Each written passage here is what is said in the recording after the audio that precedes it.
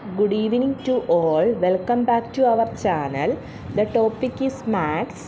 8th maths ആണ് equal triangle.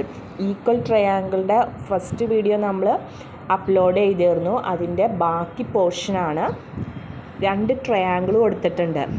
Triangle A B സിയും triangle P Q ആറും.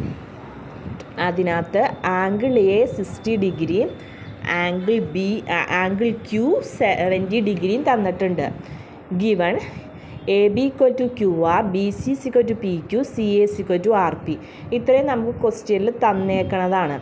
ഇനി നമുക്ക് അറിയാം ഈക്വൽ സൈഡിൻ്റെ ഓപ്പോസിറ്റ് കിടക്കണ ആംഗിളും എന്തായിരിക്കും? ഈക്വൽ ആയിരിക്കും.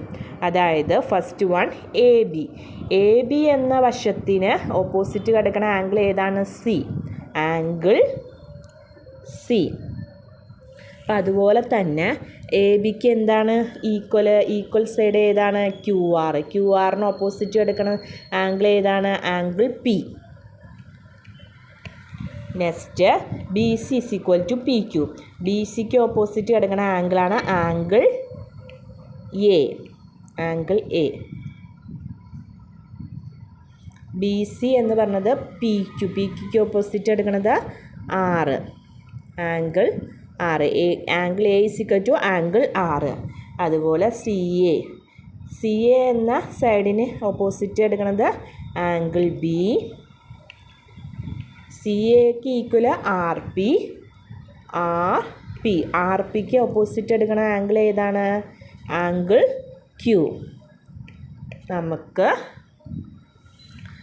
അപ്പോൾ ആംഗിൾ ആറ് നമുക്ക് എന്ത് എഴുതാം? 60 ഡിഗ്രിയാണ്. ആംഗിൾ ആറ് എത്രയാണ്?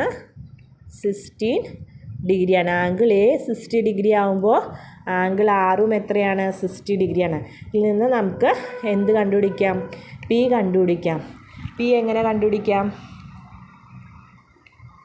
118 മൈനസ് ബാക്കി രണ്ട് ആംഗിളാണ് 16 plus 17 is equal to 16 plus 17 18 minus 16 plus 17 എന്ന് പറയണത് എത്രയാണ്? 13. We get the answer 50 degree. P answer angle P എത്രയാണ്? 50 ഡിഗ്രി. ആംഗിൾ പി 50 ഡിഗ്രി ആകുമ്പോൾ ആംഗിൾ സി എത്രയാണ്? 50 ഡിഗ്രി. അതുപോലെ ബി എന്തായിരിക്കും?